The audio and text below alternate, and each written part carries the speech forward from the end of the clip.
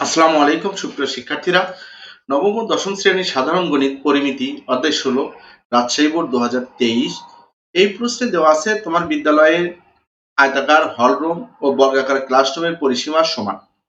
হলরুমের ভিতরের দৈর্ঘ্য প্রস্থের 1.5 গুণ এবং হলরুমটিতে টাইলস করতে প্রতি বর্গ মিটার 75 টাকা হিসাবে মোট 45,000 টাকা খরচ হয়। রুম দুটিতে 50 সেন্টিমিটার বর্গাকার টাইলস লাগানো হলো।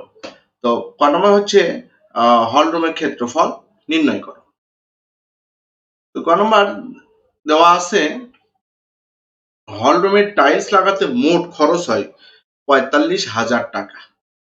আর প্রতি বর্গ মিটার টাইলসের মূল্য অর্থাৎ 1 বর্গ মিটারে টাইলস লাগাতে খরচ হয় 75 টাকা। তাহলে আমরা লিখতে পারি কি 75 টাকা খরচ হয় 1 বর্গ মিটারে। তাহলে 1 টাকা খরচ হবে কত বর্গ মিটারে? 1 টাকা খরচ হয় 1/75। আর মোট টাকা বা 45,000 টাকা খরচ হবে কত? 1 গুণ 45 ভাগ 75 অর্থাৎ 45,000 ভাগ 75 টাকা। এটা হচ্ছে 75 বর্গ মিটার। এই 75,000 টাকা খরচ হবে এত বর্গ মিটারে। এটাকে ভাগ করলে হবে 600। অতএব হল রুমের মেঝের ক্ষেত্রফল 600 বর্গ মিটার। এরপরের প্রশ্ন বলা আছে হলরুমের ভেতরের পরিসীমা নির্ণয় করো। হলরুমটা কেমন ছিল? হলরুমটা আয়তাকার ছিল। তার পরিসীমার সূত্র 2 ইন্টু দৈর্ঘ্য যোগ প্রস্থ। দৈর্ঘ্য যোগ প্রস্থ। তার দৈর্ঘ্য যোগ প্রস্থ যদি হয় তাহলে প্রথম দৈর্ঘ্য প্রস্থ নির্ণয় করতে হবে। এখন দৈর্ঘ্য প্রস্থ কিভাবে বের করব? হলরুমের কি দেওয়া আছে দেখি। হলরুমের ভেতরের পরিসীমা দৈর্ঘ্য প্রস্থের 1.5 গুণ। এটা দেওয়া আছে আর হলরুমের ক্ষেত্রফল আমরা পেয়েছি 600। তাহলে এখানে প্রস্থ যদি x হয় দৈর্ঘ্য হবে তার 1.5 গুণ। আমরা খ নম্বরের জন্য লিখতে পারি মনে করি হলরুমের প্রস্থ x মিটার। তাহলে হলরুমের দৈর্ঘ্য হবে তার 1.5 গুণ অর্থাৎ 1.5x।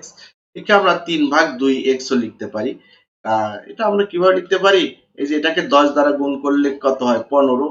তার মানে 10 দ্বারা গুণ করলে ভাগও 10 দ্বারা করতে হবে। x কাটাকাটি করলে কত হয়? 3/2x। অন্যভাবে বুঝতে পারি 3 কে 2 দ্বারা গুণ করলে 1.5 হয় অর্থাৎ 3/2x। তাহলে হলরুমের মেঝের ক্ষেত্রফল দৈর্ঘ্য গুণ প্রস্থ। দৈর্ঘ্য হচ্ছে 3x, প্রস্থ হলো x, গুণ করলে হবে 3x²/2 বর্গ মিটার। এটা হচ্ছে এই হলরুমের ক্ষেত্রফল। আর আমরা কতে পেলাম কত হলরুমের ক্ষেত্রফল? হলরুমের মেঝের ক্ষেত্রফল পেলাম 600 বর্গ মিটার। আর এখানে আমরা পেলাম 3x²/2 বর্গ মিটার। তাহলে আমরা কি লিখতে পারি? এই 600 বর্গ মিটার আমরা কতে পেয়েছিলাম। ক হতে পাই হলরুমের মেঝের ক্ষেত্রফল 600 বর্গ মিটার। তাহলে শর্ত মতে 3x²/2 ইকুয়াল 600। এই 2 দ্বারা 600 কে গুণ করলে কত হবে? 1200। তাহলে 3x² ইকুয়াল 1200। এই 1200 কে যদি আমরা এই 3 দ্বারা ভাগ করি তাহলে হবে 400। 400 মানে কি? 400 মানে হচ্ছে 20 এর উপর স্কয়ার। তাহলে এখানে আমরা পাবো x² ইকুয়াল 400।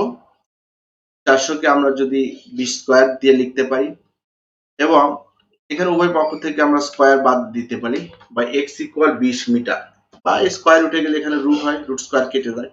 তা হলরুমের প্রস্থ 20 মিটার।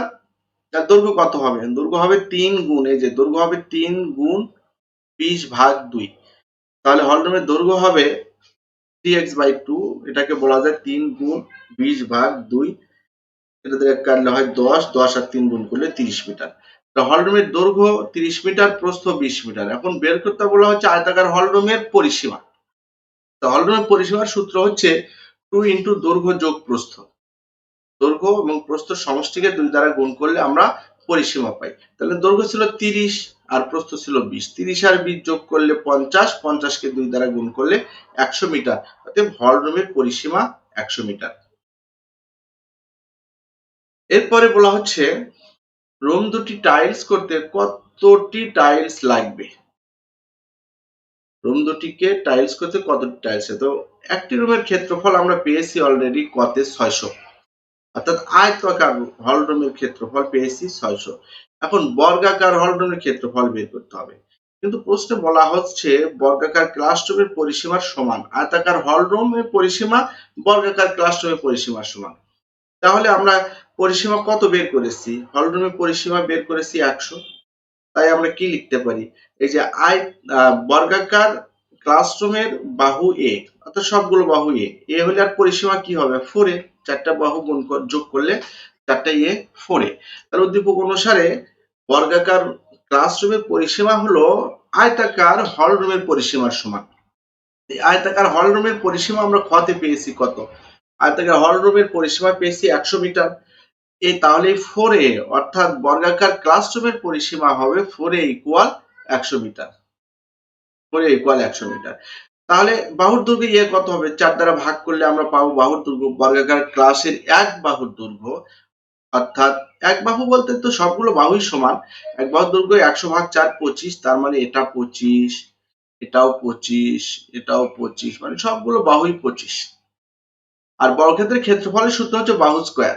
তো যেহেতু এখানে বাহু এ এবং যার মান 25, তার বাহু স্কয়ার মানে এ স্কয়ার ইকুয়াল 25 স্কয়ার। 25 স্কয়ার হলে 625 বর্গ মিটার হয়। এখন এটা বের হলো 625, আর আমাদের এটা কত ছিল? এটা ছিল 600। আয়তক্ষেত্রের পরিসীমা ছিল 600, বর্গাকার ক্ষেত্রের পরিসীমা হলো আমাদের কত? বর্গক্ষেত্রের পরিসীমা হচ্ছে 625। তাহলে মোট এখানে আমরা লিখতে পারি ক হতে পাই হলরুমের ক্ষেত্রফল 600 বর্গ মিটার এবং ক্লাসরুম ও হলরুমের মোট ক্ষেত্রফল 625 যোগ 600, তাহলে সমান 1225 বর্গ মিটার। প্রতিটি বর্গাকার টাইলসের বাহুর দৈর্ঘ্য দেওয়া আছে 50 সেন্টিমিটার। আমরা 50 সেন্টিমিটারকে আমরা মিটার করে নিই। 100 দ্বারা ভাগ করলে, সেন্টিমিটারকে 100 দ্বারা ভাগ করলে মিটার হয় 0.5 মিটার। আর এটি বর্গাকার হওয়ার কারণে এই টাইলসের ক্ষেত্রফলও হবে বর্গাকার টাইলসের ক্ষেত্র বাহু স্কয়ার, অর্থাৎ 0.5 এর উপর স্কয়ার। 0.5 স্কয়ার করলে 0.25 বর্গমিটার হয়।